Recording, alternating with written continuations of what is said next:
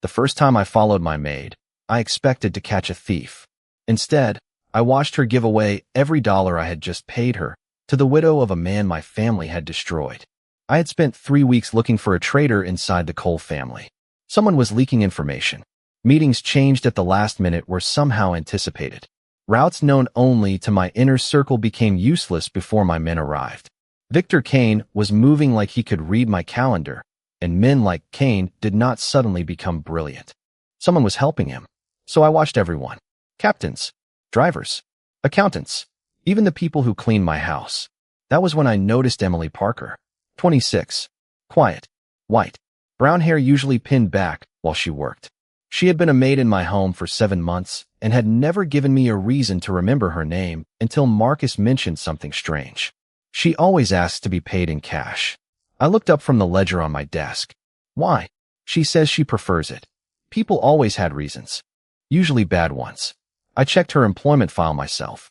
No criminal history, no unexplained wealth, no connection to Kane. Nothing except one detail that bothered me more than evidence would have. Every Friday, after receiving her $620 paycheck, Emily left my estate at exactly 11:40 p.m. She returned before sunrise. So Friday night, I followed her. No guards beside me, no convoy, just a black sedan 3 cars behind the city bus she took downtown. Emily got off in a neighborhood where the streetlights flickered and corner stores protected their windows with steel gates. She wore an old gray coat I had seen her repair twice instead of replacing. If she was stealing from me, she certainly was not spending it on herself. She entered a grocery store. 20 minutes later, she emerged carrying 2 paper bags. Then she walked 6 blocks to a narrow apartment building and climbed the stairs. I waited across the street. Through a second-floor window, I saw a tired-looking woman open the door. A little boy ran toward Emily. She knelt and hugged him before setting the groceries on the kitchen counter. Then she reached into her coat. The envelope. My envelope. Emily counted the bills and pushed them across the table. The woman immediately pushed them back. Emily shook her head. Even through the glass, I could see the argument was gentle but familiar. This had happened before. Finally, the woman covered her face and began crying. Emily took her hand. Something tightened in my chest, though I couldn't have said why. Then the little boy moved aside, and I saw the framed photograph behind him. I knew that face. Daniel Bennett, my former driver. 3 years earlier, Daniel had died after being accused of betraying the Cole family. I had approved the order that ended his place in our organization. Yet my maid was secretly supporting his widow. Emily opened the envelope again. She removed one $20 bill for herself and left everything else on the table. $600. Nearly everything she had earned that week. I had spent my life believing loyalty always had a price. That night, I watched a woman who barely had enough give away almost everything without asking for anything back. Then Emily leaned toward Daniel's widow and said something that made every suspicion inside me turn cold. Sarah, Adrian Cole can never know where this money goes. I stayed perfectly still in the darkness. She knew exactly whose widow she was helping, which meant Emily Parker had never wandered into my house by accident. And suddenly the question was no longer why my maid was giving away her paycheck. It was why she had come to work for me in the first place. By 8 the next morning, I knew Emily Parker had been helping Sarah Bennett for 11 months, and I knew that was not the most troubling thing about her. I had not slept. Emily returned to the estate shortly before 4 in the morning and reported for work at 7 as if nothing had happened. When she entered my study carrying fresh coffee, her expression was calm. "Good morning, Mr. Cole." I watched her place the cup beside my hand. No trembling fingers. No nervous glance. Nothing suggesting she knew I had been across the street 3 hours earlier. "Morning, Emily." She paused. I rarely used her first name, just long enough for me to notice. Then she left. I waited until the door closed before calling Marcus Reed. Everything on Parker. Quietly. Marcus understood what quietly meant. No questions to neighbors. No obvious searches. Nothing that could travel back to her. By noon, he placed a thin folder on my desk. Emily had no debts beyond ordinary expenses, no unusual deposits, no expensive purchases. She rented a small apartment and lived on less money than several of my drivers spent on dinner. But there was an 18-month gap in her history 4 years earlier. Employment records stopped. Address records became inconsistent. Then she reappeared with a clean resume and eventually applied to my household. That is not enough, I said. Marcus nodded. There is something else. He slid a photograph toward me. Daniel Bennett stood beside one of my old cars, smiling at a company picnic years before his death. I reviewed Bennett's file. He was accused of giving one of our routes to Victor Kane's people. I remember. Then you remember changing the route after the accusation. I looked at him. Marcus continued carefully. Kane still knew the new location. Silence settled between us. Daniel could not have leaked information he had never received. That meant someone had framed him. Before I could answer, my secure phone rang. One of our warehouses had been compromised overnight. No property was missing, but Kane's people had appeared within minutes of a schedule change known to 5 members of my organization. I felt something inside me become very still. Call the captains, I told Marcus. Separate meetings. Give each one a different delivery location for Thursday. Marcus understood immediately. 3 false routes. 5. I wanted no room for coincidence. By evening, the trap was moving, but Emily was moving too. At 11:40, she left again. This time I knew enough not to assume Sarah was her only destination.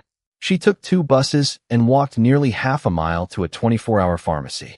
I watched her pay for a prescription under another person's name, then carry it 3 blocks to an elderly man living above a laundromat. After that came an envelope slipped beneath the office door of a small community center. Tuition assistance, Marcus later confirmed, for a 12-year-old girl whose mother had once cooked for my family. 3 households. 3 former Cole employees. Every person Emily helped had a connection to my organization. My phone vibrated. Marcus.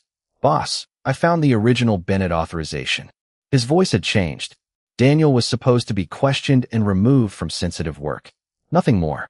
I stared through the windshield as Emily walked beneath a streetlight, clutching her nearly empty pay envelope inside that worn gray coat. Then why did he disappear? I asked. Marcus was silent for 2 seconds. Because somebody changed your order after you signed it. Emily turned the corner and vanished from sight. I no longer wondered whether there was a traitor inside my family. I wondered how long that traitor had been sitting close enough to borrow my name. I did not confront Emily the next morning. Suspicion makes impatient men talk. Power lets patient men listen. At 9:15, I called her into my study and placed a white envelope on the desk between us. She stopped 3 feet from it. Your pay structure is changing, I said. You will receive $800 a week. Most people thank me before asking why. Emily did neither. No, I looked up. No. $620 is what we agreed on. I am offering you more. And I am declining. Her voice remained respectful, but there was steel beneath it. Why? She glanced at the envelope. Because I did not earn more. That answer irritated me because I could not purchase my way around it. You work harder than people earning twice as much. Then perhaps you should ask why they are earning twice as much. For one dangerous second, silence filled the room. Emily seemed to realize what she had said. I almost smiled. Almost. Why do you insist on cash? I asked. Her eyes changed. Barely. It helps me budget. A lie. Clean. Practiced. That will be all. She left without touching the envelope. 10 minutes later, Marcus entered through the side door. The 5 false routes are out. I had given 5 different locations to 5 people inside the Cole family. Each man believed his information was genuine. By Thursday night, Victor Kane would tell me which one he trusted. And Parker? I asked. Marcus placed another file on my desk. I found the missing 18 months. Emily had volunteered at St. Matthew Community Center during part of that period. The same center where she had slipped money beneath the office door 2 nights earlier. Marcus turned the page. Daniel Bennett visited St. Matthew's 6 times during the month before he disappeared. My hand stopped on the paper. Why? Nobody recorded a reason. Find one. That evening, my trap closed. At 7:32, Marcus called from one of our legitimate freight offices. Kane's people showed up near the Harbor Street location. Only one person had received Harbor Street. Thomas Vale. My consigliere.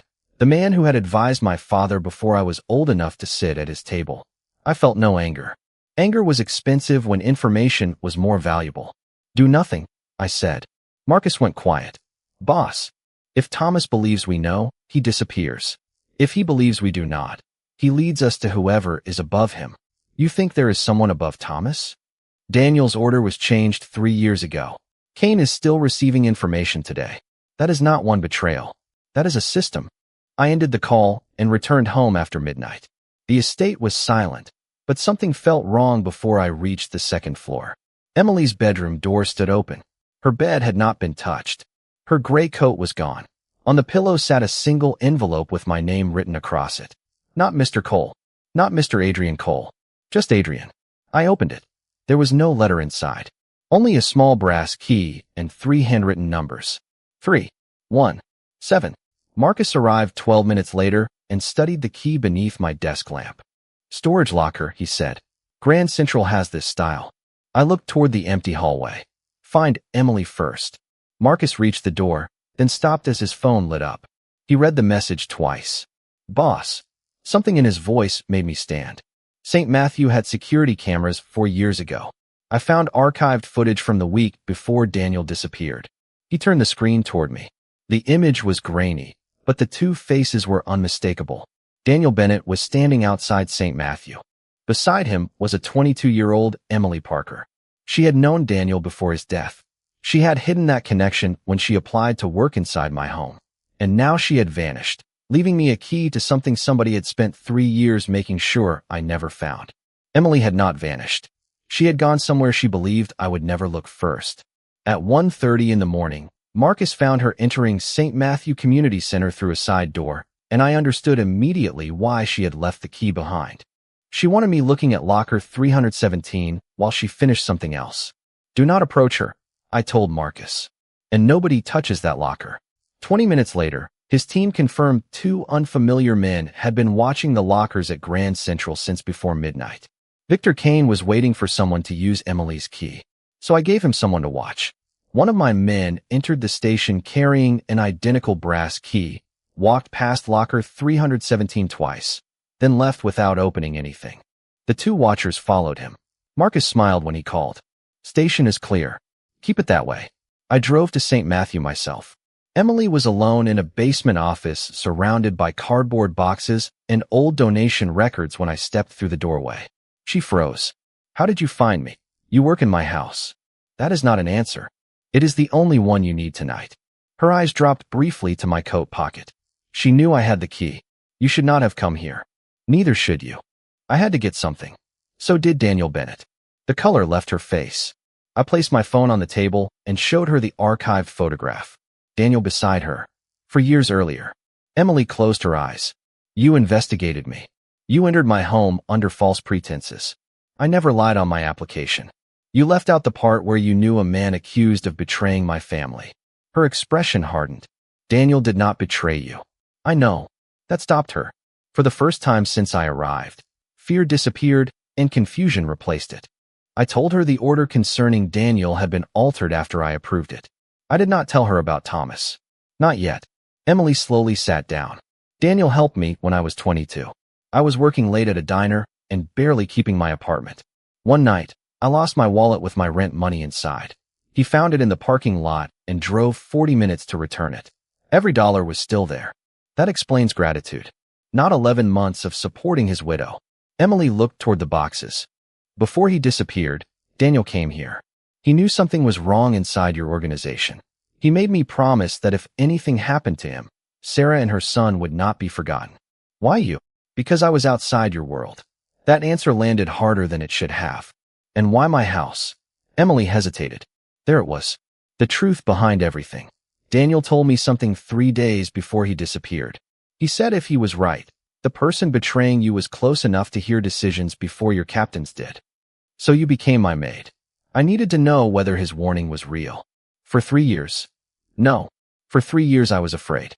7 months ago, Sarah received an envelope with no return address. Inside was a photograph of Daniel and one sentence telling her to stop asking questions. That is when I applied to your estate. My phone vibrated.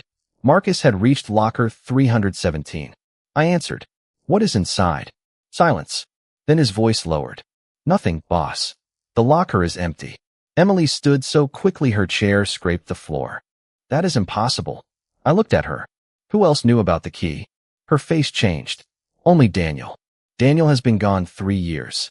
There was one other person. Before she could say the name, headlights swept across the basement windows. Emily stared toward the glass. I did not. I was watching her. Tell me.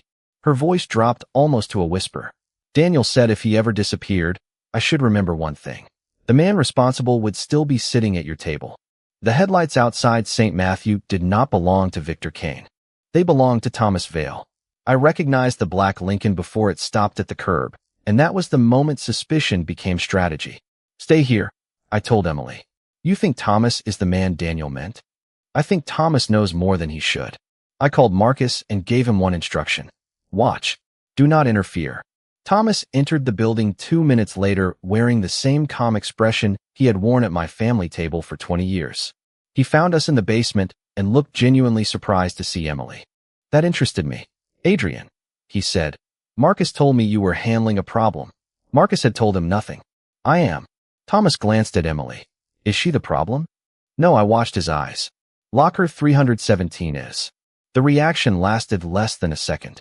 His jaw tightened, then relaxed. Enough. Never heard of it, he said. I nodded as though I believed him. Then there is nothing to discuss. I walked Emily outside and let Thomas leave believing he had survived the conversation. In the car, Emily stared at me. You let him go. I gave him somewhere to go. Marcus already had 2 cars following Thomas from a distance. By sunrise, we knew he had driven directly to a private office owned through 3 shell companies connected to Victor Kane. But Thomas was still useful, so I left him untouched. The empty locker bothered me more. Someone had reached it before us, which meant Daniel had created another safeguard. Emily finally remembered the name of the only other person who knew about the key, Sarah. We went to her apartment that afternoon. Sarah listened in silence, then walked to her bedroom and returned carrying an old children's book Daniel used to read to their son. Inside the back cover was a storage receipt dated 3 years earlier. Different facility, different number. Daniel had expected the first locker to be discovered. The second was the real one. Marcus retrieved a sealed document box before sunset. Inside were account records, coded payments, company names, and dates stretching back years. Thomas Vale's initials appeared again and again. But one column contained older transfers made before Thomas became my father's consigliere. Someone had built this system before Thomas had enough authority to create it. He is not the top, I said. Marcus nodded. Then we keep him moving. That evening I returned home and found Emily waiting outside my study. Sarah called me, she said. Her rent is paid for the next year. Good. Her expression hardened. You did it. She needed help. So you bought the problem. I solved it. No, Adrian. You made sure she knew someone powerful had stepped in. Nobody spoke to me that way. Emily did. People do not need to owe you just because you can afford to rescue them. Everyone owes someone. And that is why everyone around you is afraid to need you. She walked away before I answered. 10 minutes later, Marcus called. Thomas had disappeared. His phone was abandoned. His car was empty. Then Sarah called Emily, crying so hard I could hear her from across the room. Her son had not come home from an after-school program. On Sarah's kitchen table, someone had left a single envelope. Inside was a photograph of locker 317 and 5 words written beneath it. Bring me what Daniel kept. I looked at Emily. She looked terrified, but beneath the fear was recognition. Thomas knows we found the second box. No, I said quietly. Thomas knows about the box. Someone else knows we found it. And for the first time, I understood the real shape of the betrayal. Thomas was not running the conspiracy. He was running from the person who was. Do not search for the boy, I told Marcus. Emily stared at me as if I had lost my mind. Adrian, he is missing. I know. Then why are you standing here? Because whoever took him expects me to panic. I placed Daniel's document box inside my safe and turned to Marcus. Freeze every account Thomas can reach. Quietly. Put eyes on every Kane property within 20 miles. Then leak one message through Harbor Street.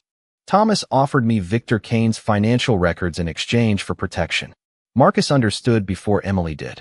If Kane believed Thomas was betraying him, Thomas would lose the only place he could run. And if Thomas does not have the boy? Marcus asked. Then whoever does will move when Thomas becomes useless. For the next hour, phones rang across the city while I barely raised my voice. Accounts stopped working. Cars changed routes. Men who had ignored my calls suddenly returned them. Victor Kane received exactly the rumor I wanted him to receive.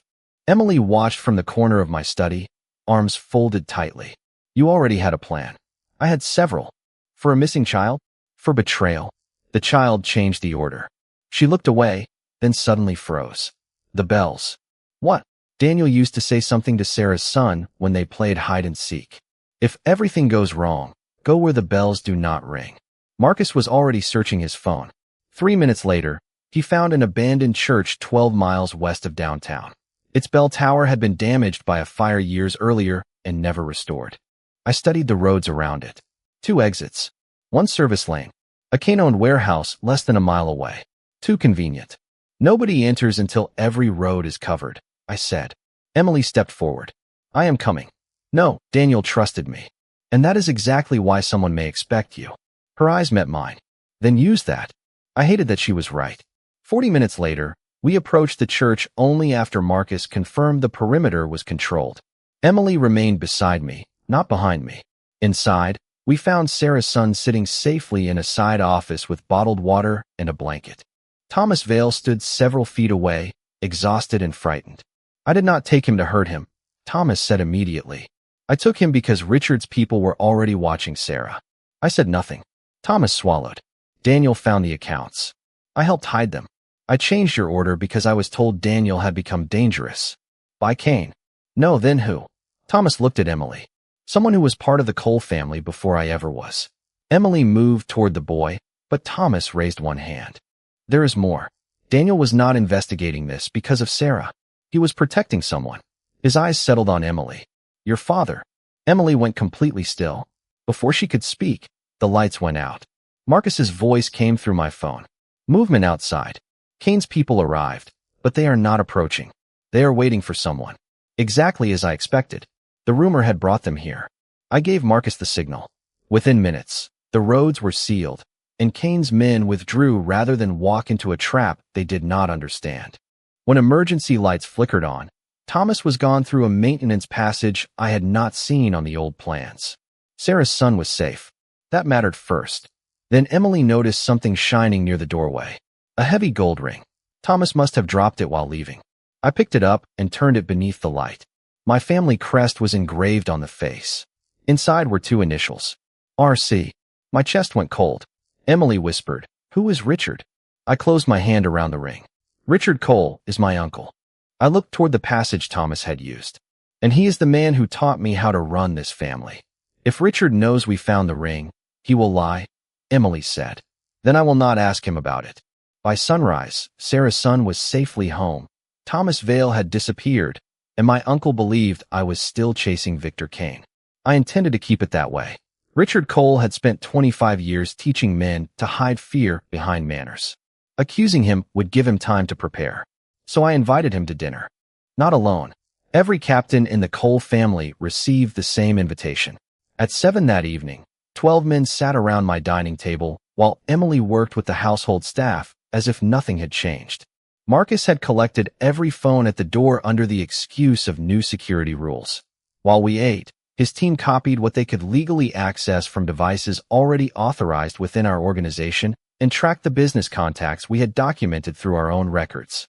I watched Richard instead. Silver hair, navy suit, my father's old watch on his wrist. He looked exactly as he had at every family dinner since I was 16. Calm, familiar, trusted. Kane has become careless, Richard said. Perhaps. I cut into my dinner. Daniel Bennett's records were useless. Richard kept drinking his water. Bennett? That name belongs in the past. It does now? The ledger was destroyed this afternoon. His fingers stopped against the glass. 1 second, maybe less. Then he smiled. Probably for the best. That was enough. Marcus entered 10 minutes later and placed a folder beside my plate. Richard watched it. I did not open it. Thomas contacted me, I said. This time Richard's expression did not move at all. Too controlled. Did he? He wants protection. From Kane. I looked directly at my uncle. He did not say. Silence traveled around the table. Richard leaned back. Be careful, Adrian. Men who betray one family will betray another. I agree. Emily entered carrying coffee. Richard's attention shifted toward her, and something changed. Recognition. Not surprise. Recognition. Emily saw it too. Her hand tightened around the silver pot. Richard smiled at her. Emily Parker. She had never been introduced to him. The room seemed to shrink. You know my maid? I asked. Not personally. Then how do you know her last name? Richard looked at me and realized the game had changed. He set down his napkin. Because I knew her father. Emily went pale. Michael Parker was an accountant, Richard continued. A nervous man with an unfortunate habit of reading records that did not concern him. Emily stopped breathing for a moment. Her father had died when she was 17. She had always called it an accident. Richard looked almost sympathetic. Daniel Bennett found Michael's files years later. That is why Daniel became a problem. I kept my voice level. You changed my order. Thomas changed it. On whose instruction? Richard smiled without warmth. You already know. Around us, my captain said nothing. They were listening now, not to me, but to the man they had trusted beside me for years. Richard stood. Before you decide who betrayed whom, ask Emily why Daniel chose her. He did not meet her by chance. Emily stared at him. What are you talking about? Daniel did not find your wallet in a parking lot, Emily. He had been looking for you. Her face collapsed into confusion. Richard turned toward me. Your maid came into this house searching for the truth, Adrian. The interesting part is that she never knew the truth was searching for her first. Marcus's phone vibrated. He checked the message, then looked at me. We found Thomas. Richard's smile disappeared. Marcus continued. And he has Michael Parker's original account book. Emily whispered one word. My father. Marcus nodded.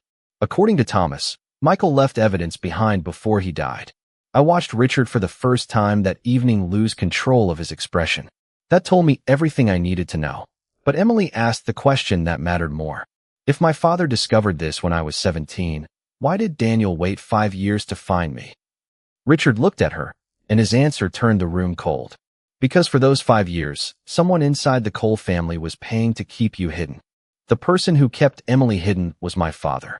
Richard stopped halfway to the dining room door. For the first time all night, he looked afraid. Marcus placed Michael Parker's account book on the table, but I did not open it immediately. I watched my uncle instead. My father discovered what you were doing. Richard recovered quickly. Your father discovered many things, including payments to Victor Kane. That came from Thomas, who was waiting at one of my secured offices under Marcus's supervision. He had finally understood that Richard had never intended to protect him. Marcus opened Michael's book.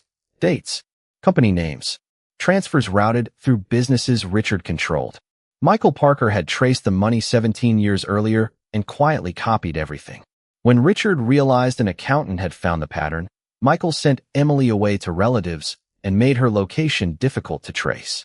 My father learned enough to continue paying for that protection after Michael died. Emily stared at the pages. So my father knew he was in danger. He knew you might be, Marcus said. Her eyes filled, but she did not look away. And Daniel? Marcus turned another page. 5 years after Michael's death, my father's old attorney gave Daniel a sealed file with Emily's name. Daniel found her, returned the wallet she had deliberately been allowed to believe was lost, and slowly made contact without frightening her. He was not trying to recruit her. He was making sure she was safe. Later, Daniel found the financial trail had never stopped. That was when he began investigating Richard. Emily looked at me. And your order ended his protection. The words landed exactly where they should have. Yes. I could have explained that Richard changed my instructions. I could have hidden behind the fact that I had not known. I did neither. My name gave the order weight. That makes part of it mine. Richard laughed softly. This is touching, Adrian, but sentiment does not run a family. Neither does theft. His smile vanished. I finally opened the folder Marcus had placed beside me earlier. While Richard had been sitting at my table, every Cole captain had received verified copies of Michael's records, Daniel's ledger, and Thomas's statement. At the same time, I had frozen access to every organization account Richard controlled. 3 of his shell companies were already under independent financial review. Victor Kane had also received proof that Richard had been taking money from both sides, while feeding each family just enough information to keep their conflict alive. Richard looked around the table. Nobody stood with him. You planned this before dinner. Before you arrived. You think removing me fixes your family? No, I closed the folder. It removes you. Richard had entered my house with money, influence, and men who answered his calls. He walked out with none of them. I did not need to threaten him. By midnight, Kane's alliance with Richard had collapsed. Thomas had agreed to testify before the Cole captains, and the internal network that had survived for years was finished. Emily found me alone in my study near 2 in the morning. She placed something on my desk. Her estate key. I came here because of Daniel, she said. Then I stayed because I needed the truth. And now you have it. Yes. I wanted to tell her to stay. The old version of me would have solved the problem with money, security, a better position, anything that made leaving difficult. Instead, I looked at the woman who had spent almost everything she earned giving other people choices. What will you do? I asked. Go back to St. Matthew. Help Sarah. Figure out what comes next. She reached the door, then turned. What will you do? Outside my windows, the city I still ruled had not changed overnight. Neither had what I was. Run my family, I said. Differently. Emily gave me the smallest smile. Then she left. The next morning, Marcus brought me one final page from Michael Parker's records. At the bottom was a handwritten note about money Richard had taken from families connected to the Cole organization. I read the total twice. Then I understood exactly what I was going to do with it. And for the first time in my life, I knew how to help Emily without making her owe me anything. 3 weeks after Emily left my house, I saw her give away $600 again. This time, I did not follow her. I was standing across the street from St. Matthew because she had asked me to come. The old community center looked different. The broken front windows had been replaced. The heating system worked. Sarah Bennett sat behind a small reception desk while her son helped stack canned food along one wall. Families connected to former Cole employees came through the doors without being questioned about what they could repay. Emily stood among them in the same gray coat she had worn the first night I followed her. She had repaired the sleeve again. Some things, apparently, could not be changed with money. Others could. Richard's financial network was gone. Victor Kane had lost the information that once allowed him to stay ahead of me. Thomas Vale had given the Cole captains everything he knew, and I had rebuilt my inner circle around one rule I should have learned years earlier. Loyalty bought through fear eventually finds a higher bidder. I was still Adrian Cole, still the Mafia Boss at the head of the Cole family. Men still lowered their voices when I entered certain rooms. Decisions still reached my desk that would never reach ordinary men. Emily had not changed what I was. She had changed what I believed power was for. The money Richard had taken from families over the years had been recovered through the accounts we controlled. I placed it into an independent community trust with outside administrators. St. Matthew received 10 years of funding. Sarah received no mysterious envelope, no debt, no obligation to me. Emily had final authority over the community program, but the money did not belong to her either. That detail mattered. She had taught me that help stopped being kindness the moment it became a leash. When I crossed the street, Emily noticed me immediately. You came. You asked. I was not sure Mafia bosses accepted invitations without sending 6 cars first. Only on weekends. She smiled. I had learned that making Emily Parker smile felt stranger than making a room go silent. I reached inside my coat and handed her a plain white envelope. Her expression changed. What is this? Your final paycheck. She opened it. $620. Exactly what she had earned during her last week at my estate. Not a dollar more. Emily counted it once, then looked at me. No bonus. You told me you did not earn one. You actually listened. Do not sound so surprised. She removed $20 and slipped it into her coat pocket. Then she walked inside St. Matthew and handed the remaining $600 to Sarah. I watched history repeat itself, except this time there was no dark car, no suspicion, no secret. Emily returned to the sidewalk. Still watching where your maid spends her money, Mr. Cole? You are not my maid anymore. The humor faded from her eyes, replaced by something quieter. Then what am I? 3 weeks earlier, I would have tried to answer that question with certainty. I had spent most of my life naming things so I could control them. Territory, loyalty, enemies, debts. Emily waited. I said nothing. Somehow she understood. She stepped beside me, not behind me, and looked through the windows of St. Matthew at Sarah laughing with her son. Daniel would have liked this, she said. Your father too. Emily nodded. Maybe. We stood there while evening settled over the street. The first night I watched her give away her paycheck, I thought I had discovered a secret. I had been wrong. The real secret was not why a woman with almost nothing gave so much away. It was why a man who could afford almost anything had never understood the difference between being obeyed and being trusted. Emily never asked me to surrender my power. She never asked me to become someone else. She simply showed me that power revealed its true value by what it protected without demanding ownership in return. I still ruled the Cole family. But Emily Parker had taught me something no mafia boss at any table had ever been powerful enough to teach me. You can purchase obedience. You can negotiate loyalty. You can make an entire city remember your name. But the things worth keeping are the things that choose to stay when you finally stop trying to own them.